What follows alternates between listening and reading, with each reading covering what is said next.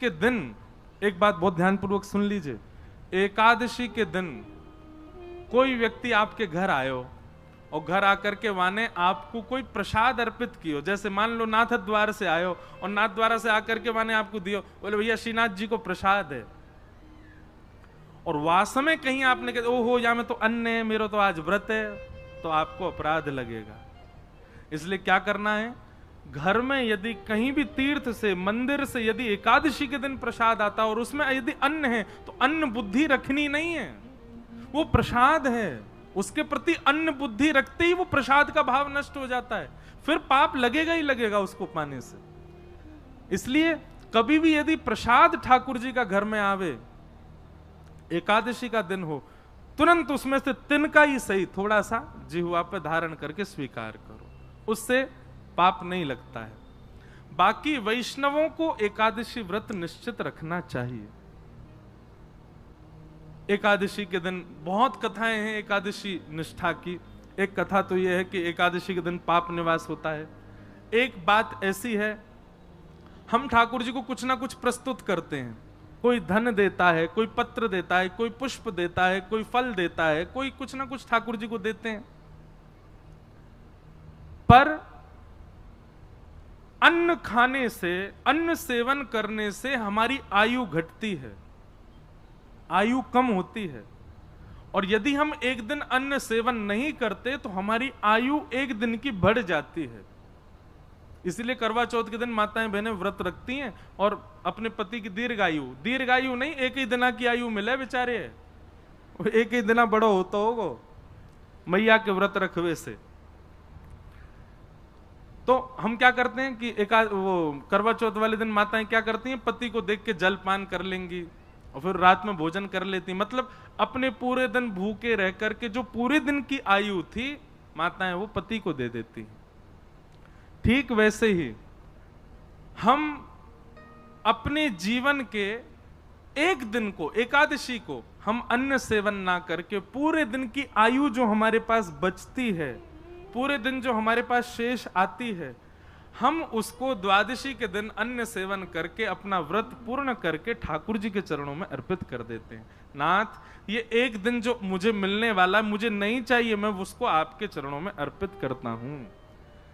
एक प्रकार से हम एक दिवस, अपने जीवन का एक दिवस ठाकुर जी को अर्पित कर रहे हैं। एकादशी व्रत करने से पूरा दिन ठाकुर जी के, एक प्रकार से यह माना जाएगा यानी 24 घंटा भजन कियो, अगर एकादशी व्रत रखते हैं तो एकादशी व्रत करना चाहिए। इस प्रकार व्रत के भाव हैं। वैष्णव के अंदर 3 निष्ठा होनी चाहिए। सबसे पहले तुलसी निष्ठा, अपने कंठ में तुलसी धारण करे। दूसरी नाम निष्ठा, एक नाम जाप जरूर करे। अब इसमें भी 2 बात सुनिएगा, मंत्र जाप अलग बात है और नाम जाप अलग बात है। आपके गुरु ने जो आपको दिया है वो मंत्र है, वो मंत्र आप आसन पर बैठ करके करिए, शुद्ध अवस्था में करिए, सुबह सुबह करिए, पर नाम आप कभी भी जप सकते हो, कहीं भी जप सकते हो, कैसे भी जप सकते हो। नाम जपने में कोई अपराध नहीं लगता। लेकिन गुरु मंत्र के प्रति, अब हमारे श्री वैष्णव संप्रदाय में तो ऐसा ही है, गुरु मंत्र हर जगह चलते फिरते उठते बैठते नहीं करना चाहिए। एक ही बार दिन में बैठ करके करो, जितनी माला करनी उसी समय कर लो। बाकी भगवत स्मरण, कृष्ण कृष्ण कृष्ण कृष्ण कृष्ण, श्री राधा श्री राधा श्री राधा श्री राधा, गोविंद गोविंद गोविंद गोविंद, गोपाल गोपाल गोपाल, या फिर महामंत्र के रूप में भी नाम ही है हरे कृष्ण, भी कर सकते हो, चलते फिरते उठते बैठते। बस हाँ ये है कि अपवित्र अवस्था में मत करो। वैसे तो कई जगह नियम है कि कैसे भी करो, अपवित्र अवस्था में भी कर सकते हो, पर कब गलती से हॉस्पिटल चले गए और वहां पे बिस्तर पे पड़े हैं, नहीं नहाए 2 दिन से, वहां लेट के मर्यादा ऐसी बन गई कि आपत्ति काल है, तब आप कर सकते हो। बाकी बिल्कुल स्वस्थ हो, हट्टे टगड़े हो, बिल्कुल स्वस्थ अवस्था में हो, उसमें भी अपवित्र अवस्था में यदि जपो तो फिर या थोड़ा तो एक ध्यान रखो कि हम थोड़ा भाव रखें वाक्य प्रति। एकादशी व्रत, ये 3 निष्ठा वैष्णव के चित्त में होनी चाहिए, तुलसी निष्ठा, नाम निष्ठा और एकादशी निष्ठा। इन 3 निष्ठाओं के प्रभाव से भगवत दर्शन निश्चित होता है। तो एकादशी व्रत की बात बताई गई। तत्पश्चात अब यहां से रास पंचाध्यायी प्रारंभ होता है। अब बहुत सावधानी से बैठ जाओ सब लोग। अब हम रास की चर्चा करें। ब्रजभूमि है, ब्रजमंडल है, मथुरा है। वैसे देखो, एक हम आपको अभी से ही आवाहन कर दें। 14, 15, 16, 17 अक्टूबर 4 दिन विशिष्ट रास पर चर्चा होगी श्री गोवर्धन में। 14, 15, 16 और 17। तानपुरा चल नहीं रहा है, बस नेक कम करो। बोलो वृंदावन बिहारी लाल की। तो 14, 15, 16, 17 अक्टूबर शरद पूर्णिमा है 17 तारीख को। तो 14, 15, 16, 17 अक्टूबर गोवर्धन में कल यहां आई थी हमारी पूनम दीदी, वही करा रही हैं रास पंचाध्यायी पर कथा। तो 3 दिन की कथा तो 4-5 बजे से ही होगी शाम को। वो होगी राधा गोल्फ में, जहां उनका निवास है वहीं पास में ग्राउंड में होगी। लेकिन अंतिम दिन यानी कि 17 तारीख को शरद पूर्णिमा वाली जो कथा है, वो कथा होगी रात्रि 10:30 बजे से लेकर के रात्रि 1:30 बजे तक। और वो कथा होगी तलेटी में, श्री गिरिराज जी की तलेटी में। खुले पंडाल नहीं होगा, खुली जगह मैदान में, चंद्रमा के प्रकाश के नीचे केवल 2 छोटी छोटी लाइट होंगी। बा में व्यास जी ने टिमटिमा रहे होंगे थोड़े से, बाकी कोई नहीं देख पाएगा। तो खुले आकाश में वो कथा होगी, और खुले आकाश में बैठ करके सब ब्रजवासी जन और जो भक्त जन आएंगे, सब लोग मिलकर के गोपी गीत को पाठ करेंगे। रास पंचाध्याय की कथा, रास बिहार होगा, अंधेरे में ही सब नृत्य करेंगे। तो ऐसी भावना है कि भैया वह अंधेरा में कहीं ना कहीं श्याम सुंदर आके कोई के संग तो रास कर जाएंगे। तो ऐसी भावना शरद पूर्णिमा की रात्रि को ये एक अति विशिष्ट वहां कथा होगी। 4 दिन चर्चा किसकी होगी? ठाकुर जी की अलग अलग प्रकार की रासलीला हैं, जैसे कि यमुना पुलिन की रासलीला, वन के भीतर की रासलीला, कुंज भवन की रासलीला, महलन की रासलीला, पर्वत गिरिराज जी की रासलीला। तो हर दिन एक एक रासलीला पर चर्चा होगी। यमुना जी पे कैसे है रही है, कुंज में कैसे है रही है, महल में कैसे है रही है, गिरिराज जी पे कैसे है रही है। और रसिक जनों के पद के साथ में वो कथा का क्रम विस्तार से वहां चलेगा। खूब आनंद आएगा। तब आइयों विस्तार से सुनाएंगे। अब तो हम नेक में ही थोड़ा थोड़ा कह करके चलेंगे। तो आओ रास की कथा में प्रवेश करें। भगवान पिता रात्रि शरदोत्फुल्ल मल्लिका विक्षरन्तुम मनश्चक्रे योग मायामुपाश्रित। सबसे पहली बात, मैं हर कथा में लगभग इस बात को कहता हूं कि रास का नाम सुनते ही अपने चित्त में नृत्य मत लेकर के आया करो। रास का मतलब नृत्य नहीं होता, रास का मतलब नाचना नहीं होता। रास का मतलब होता है मिलन।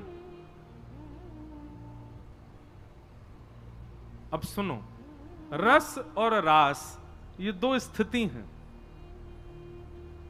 जब हम ठाकुर जी से मिलने के प्रयास में रत रहते हैं तो उस स्थिति को रस कहते हैं, और जब हमारी भक्ति से प्रसन्न होकर के ठाकुर जी हमसे मिलने का मन बनाते हैं तो उसको रास कहते हैं। हम आप सब लोग अभी रस की अवस्था में, हम रास में नहीं आए, अभी रस की अवस्था में। हम ठाकुर जी को खिलाते हैं, हम ठाकुर जी का श्रृंगार करते हैं, हम ठाकुर जी को आनंद कराते हैं, पर हमारी भक्ति से प्रसन्न है कि जादना ठाकुर जी हमारे संग करने लगे लीला, वो ही रास हो गया। तो भक्ति कब तक करनी है कि हमारो रस रास में परिवर्तित हो। जैसे एक पद में गाया करता हूं, एक लीला भई गोवर्धन में, एक गोपी, यही कलयुग की बात है और ज्यादा नहीं, 450 वर्ष पुरानी घटना। श्रीनाथ जी जब विराजते थे 500 वर्ष के आसपास, तो सखी कथा सुन करके गई, और कथा में व्यास जी बता रहे, बोले लाला घर घर जावे माखन चुरा के आवे, और बोले गोपी नयो नयो नूतन नूतन माखन निकारे ताकि लाला को लोभ आवे चुरावे को। तो वो गोपी अपने घर गई, घर जाकर के वहां ने माखन मथो, और वो माखन मथते समय हमेशा तो यूं सोचती लाला मेरो खावेगो, मेरो पति खावेगो, मेरी सास खावेगी, सबके काजे माखन निकालूं, घी बनाऊंगी। लेकिन आज वो दही मथते मथते मन में विचार कहा कर रही है, काश मेरे यहाँ को निकरो भयो माखन कभी श्रीनाथ जी पावे, और मैं जाकर के नहीं पवाऊं, वो मेरे घर आके पावे। सुबह ने कहा कि मक्खन निकाल करके मटकी में भर के, और मन में विचार करने लगी, बोले अब उनको कहा पता होगी कि मेरे घर मक्खन निकोए, इतना बड़ा संसार, वो तो सबको ध्यान रखें, उनको कहा पता होगी कि मेरे घर में मक्खन धरो है। कोई बात ना, मैं ही बता के आऊं। मक्खन की मटकी संग में लेकर के गई, और श्रीनाथ जी के मंदिर में खड़े है के सब तो दर्शन कर रहे हैं, और वो दूर से मक्खन के ऊपर की मटकी को भाग हटाए के ऐसे ठाकुर जी को दिखा रही है, लाला धौरी गैया के दूध को जमाए करके दही बनाए, और वाकू मत करके बढ़िया मक्खन निकारो मैंने, आहा ऐसी सुगंधी आ रही है, कोई को ना दूंगी मैं, तेरे काजे निकारो है, तू आजा घर पे आके, या को चोरी कर ले जा, मैं कोई सो ना कहूंगी, तू बस चोरी कर ले जा। और ठाकुर जी को दिखा रही है दूर से मटकी। एक दिन है गयो, ठाकुर जी नहीं आए, दूसरे दिन फिर पहुंच गई, फिर दिखावे ठाकुर जी फिर भी नहीं आए। अब तो वहां को नियम बन गया, रोज मक्खन निकाले, और बोली मैं हूं देखूं कब तक नहीं आवे को, रोज पहुंच जाए और ठाकुर जी को मक्खन दिखावे। महाराज कल गुरु जी आए ना हमारे, बता रहे एक बात, ठाकुर जी के लार टपकन लगी होटल में से वाक्य मक्खन को देख करके। और वही समय सामने, अब श्रीनाथ जी तो बिल्कुल मूर्तिमंत है कि खड़े हैं, सब दर्शनार्थी दर्शन कर रहे हैं, सामने कीर्तन गा रहे थे श्री कुम्भन दास जी। तो कुम्भन दास जी भी होंगे यहाँ पे, कहाँ हैं? वो सब तो कोने में भैया, दिखाई दियो कहीं से दिख जाए तो। कुम्भन दास जी, लाला पता हो तो कौन से हैं? वो भैया कैमरा वाले, कौन से कुम्भन दास जी? वो हैं कोने वाले सबते, बूढ़े बुजुर्ग से बेचारे। ये कुम्भन दास जी कीर्तन गा रहे, और कीर्तन गाते गाते नहीं दिख रहे, ऊपर ते ले ले भैया, सबन को दिखाए दे बड़ी स्क्रीन में। अब यहां देखो सब लोग, जब देखें तब देखियो उन्हें। तो कुम्भन दास जी कीर्तन गा रहे, और कीर्तन गाते गाते कहा देखो ठाकुर जी के लार टपक रही है यहां ते, और लार टपकती देख के श्री कुम्भन दास जी मन में सोचने लगे, हो जय जय को कछु भोजन को मन कर रो दिखे। तो ठाकुर जी इन अष्ट सखाओं से बात करते थे। तो जैसे पर्दा आयो, कुम्भन दास जी पर्दा के भीतर झांक के बोले, जय जय कहा भयो, कैसे लार निकल रही है? तो ठाकुर जी बोले, एक गोपी आवे, रोज आवे, और रोज मटका में मक्खन लेके आवे, दूर से मुंह दिखावे, और मुंह को लोभ दे के जावे, तो या को पाके जा, या को पाके जा। दिखे कुम्भन दास? हाँ भैया अब हटाए तो बस, दिख गए ना। अब सोचो ये कैसे बूढ़े बुजुर्ग से, इनसे ठाकुर जी लीला करते। अब ये पूरी वृत्तांत जो मैं आपको बता रहा हूं ना, यही रास है, इसी को ही रास कहते हैं। हम आप सबन को ठाकुर जी ऐसे ही दिखाई दे रहे हैं, ये रस है, लेकिन कुम्भन दास जी को लार में दिखाई दे रहे हैं, ये रास है। हमारे राधा रमन लाल जी वृंदावन में सबन को ऐसे दिखाई दें तो वो रस है, लेकिन कभी कभी प्रसन्न हो जाए तो उनके दो दांत दिखाई दें, वो रास है। वो रास बिहारी ठाकुर जी हैं। ठाकुर जी अपनी लीला थोड़ी थोड़ी प्रकट करने लग जाएं, वही को रास कह में। तो कुम्भन दास जी बोले, जय जय कहा भयो, कैसे लार निकले? बोले, एक गोपी रोज आवे और मुंह को दूर से ही मक्खन दिखावे, यो के लाला आजा मेरे घर आके चोरी कर जा, और बता मुंह को लोभ दे के जा। भाई यो शर्म नहीं आ रही है, मैं परमात्मा मुंह लोभ दे रही है। कुम्भन दास जी बोले, अरे ब्रज के लोग तो बड़े भोरे हुए, जय जय कोई बात ना है, आप दूर से ही स्वीकार कर ले, दूर से ना मेरी लार यही मारे निकरी, अब तो मोर खावे कोई मन हेरो है। बोले, हजारों वर्ष है गए भैया, कृष्ण लीला के बाद चोरी ना करी, मेरो बहुत जोर ते मन है रोए, बाग गोपी के यहाँ चलें, चल के चोरी कर आए। कुमनदास जी बोले भगवान बन गए हो अब आप, दूर दूर ते लोग दर्शन करवे आमे आपके श्रीनाथ जी रूप में, वहां के यहाँ जाके चोरी करोगे, पता चल गई तो कैसी निंदा होगी। ठाकुर जी बोले निंदा कम है हमारी, दुनिया चोर कह के बुलावे, और कहा निंदा होगी। निंदा की चिंता ना है, मुख तो भैया वह माखन खावे को मन करो। और वह गोपी को भाव इतना बढ़िया लगे, कुंभना तू मेरी जगह खड़े है कि देखेगो तेरे मुंह में लार आ जाएगी, ऐसा बढ़िया मक्खन निकाल के और दूर से ही दिखावे।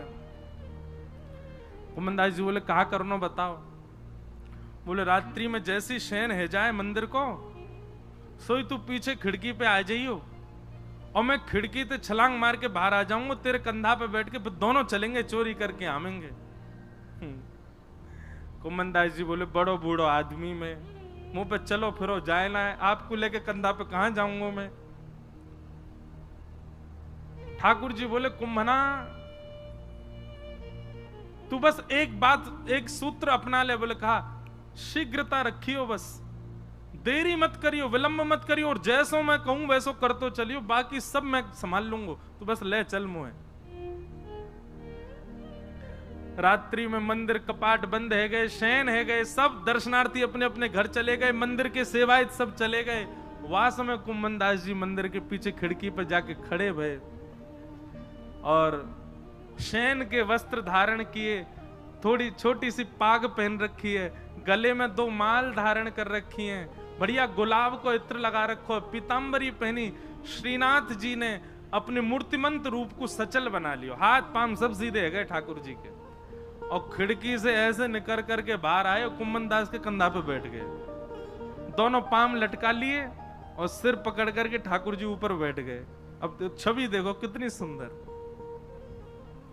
अब ठाकुर जी कह रहे हैं कुंभना हाँ यहाँ से सीधो चल, आगे पोखर आएगी बातें दाएं को मुड़ जाइयो, फिर वहां आगे तो बाएं को मुड़ जाइयो। कुंभनदास जी तुम कब हुआ है वाकई यहाँ। बोले मैं गयो ना हूं, वो गोपी रोज आके मुझ को बता के जावे कि मां मेरो घर है, आ जाइयो लाला।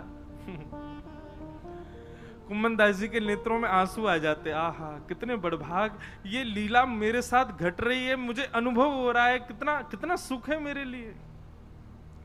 और ठाकुर जी कुंभनदास जी के संग गए और वह गोपी के घर में ऊपर से छत पे ते प्रवेश कर गए, सब सो रहे हैं गहरी निद्रा में, और ठाकुर जी कह रहे हैं अचक अचक के चल, आवाज मत करियो नहीं तो आ जाएगी गोपी।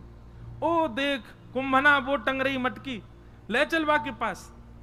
कुंभनदास जी पाम पकड़ रखे, नेक नेक से पाम है ठाकुर जी के, पाम पकड़ करके ले गए। सोई ठाकुर जी ने अधर सिर पकड़ करके यहाँ तो दोनों पाम रख लिए, और सिर को नेक छोड़ के अपनों नेक बैलेंस संभालो गिर नहीं जाऊं, और तुरंत वो मटकी पकड़ ली, छीका पे लटक रही ऊपर। अब तो ठाकुर जी निकार निकार करके प्रेम सो पामे। कुंभनदास जी बोले अकेले अकेले पाओगे नेक दे दो नीचे प्रसाद। सो ठाकुर जी मक्खन लेके अपनी जीभ से चाटे और अपनो झूठो मक्खनी ऐसे नीचे हाथ करके गए ले कुंभना। अब कुंभनदास जी के कभी आंख पे लग जाए, कभी नाक पे लग जाए, कभी मुंह पे लग जाए, पर कुंभनदास जी के तो रोम रोम नृत्य कर रहा है, नेत्रन से अविरल अश्रुधार गिर रही है। आहा ये लीला ठाकुर जी की कैसी मधुर। कुंभनदास जी बोले नेक देखूं तो सही है चोरी की लीला है कैसे रही है। तो कुंभनदास जी ऐसे पाम पकड़ के जैसे ही ऊपर देखने लगे, सो महाराज ठाकुर जी तो मक्खन निकार